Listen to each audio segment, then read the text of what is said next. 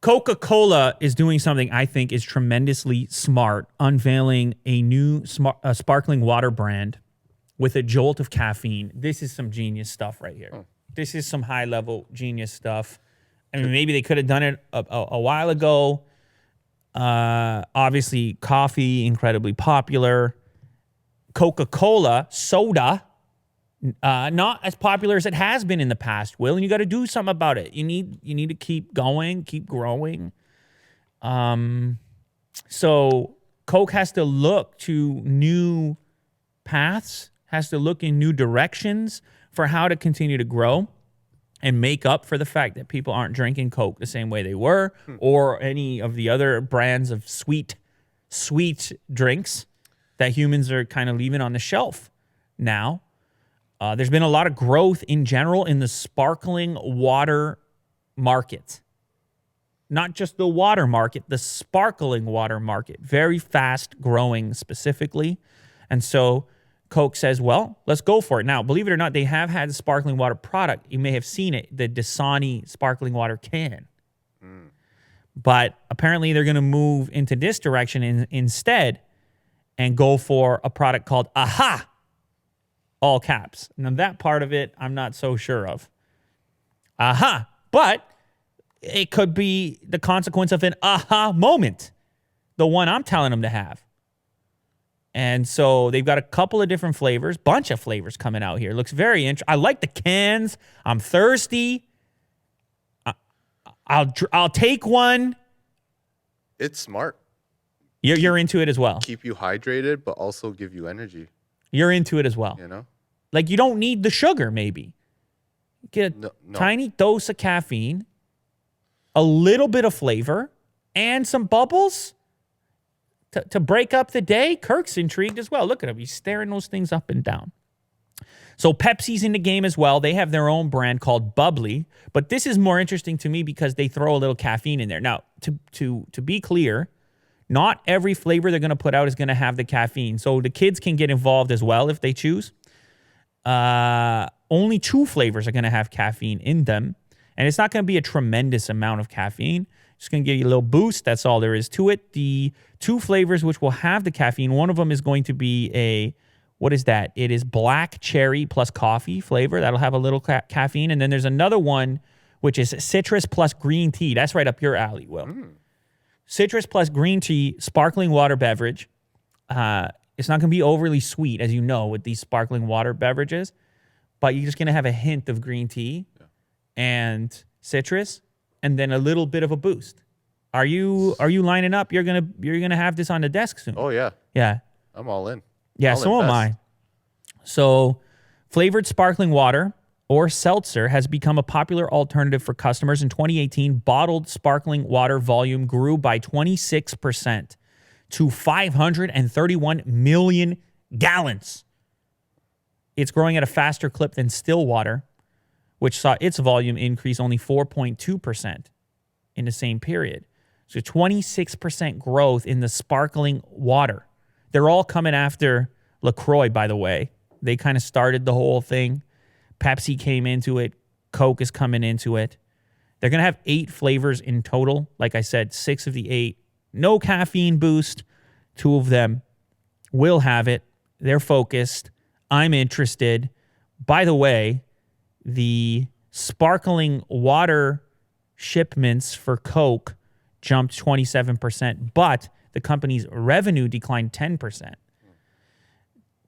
It was still at $31.9 billion, by the way, but that goes to show you that customers are moving away from the sugary drinks, which isn't, I mean, that's probably a good thing.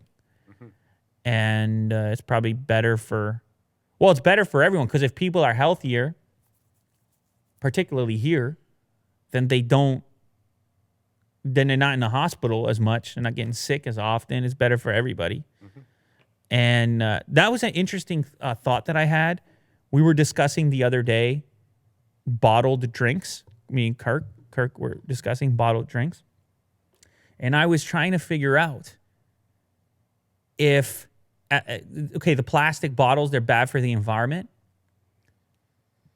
But if people are looking for convenient beverages and the water's not available, and the alternative is the sugary drink. What is the net? Do you see where I'm going here? The net difference. Because if people are choosing based on convenience, regardless, and if the bottled water wasn't there as a choice or the sparkling water, did they choose the sugary beverage instead based on these numbers here, and then therefore end up in the hospital, and the entire footprint, the outcome of that versus the alternative of making water as convenient as possible, even at that one particular expense? Hey, in some cases, sugary liquid is sometimes more expensive than water. I think you mean the other way around. Convenience stores. You mean the other way around, right?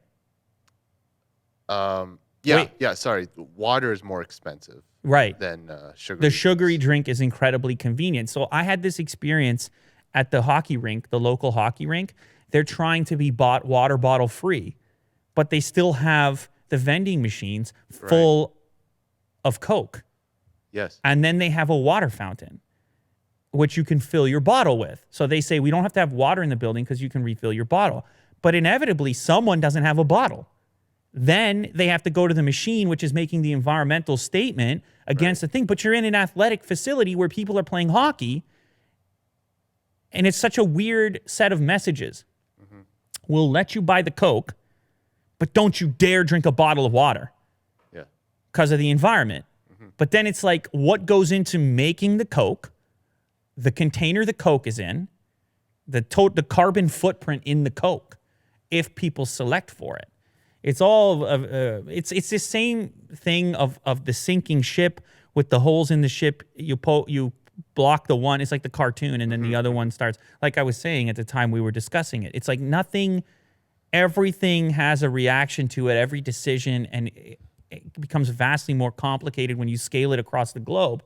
But let's say, for example, Coke, the biggest player in sugary drinks, makes this decision to put their strength and marketing behind this AHA brand. What happens to the globe overnight with a 27% sales increase in people selecting for the convenient water drinks instead? I get it. The super environmentalists will sit there and say, they'll go to the extreme and say, well, just get the water from the tap.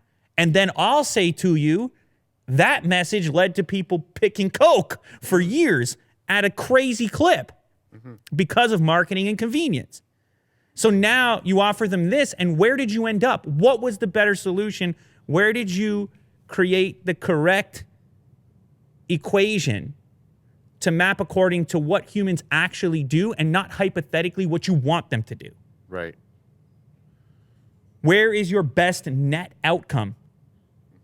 And so it's a really slippery, difficult conversation to navigate. But I look at those containers, they look so attractive. I imagine so many more people choosing water instead of Coke.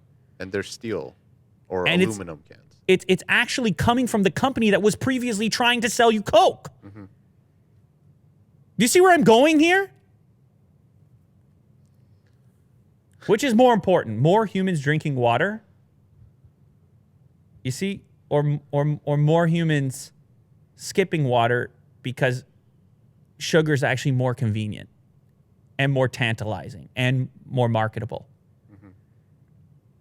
It's really interesting. Nonetheless, that's the area of the market that's growing. So I think that tells you something about human behavior. And I actually don't know. I presume aluminum is better than plastic, but I actually don't know the effect of shipping, because you're still shipping tremendous amounts of heavy liquid around the planet, which is kind of crazy, obviously, when water is readily accessible. But that's just, hey, we're human beings. Those are fancy looking cans. We're going to reach for them. Let's all get real. It's going to happen if it's available. It's like, ooh, color. You got it. What I'm trying to say is you got to get into the practical mindset. You have to think about what you're saying, not strictly hypothetically, not in the perfect scenario, but instead in the real dirty world. Down there in the gritty part of it, where people are actually making decisions, you look at the behavior, and then that informs your decision. What's actually going to happen?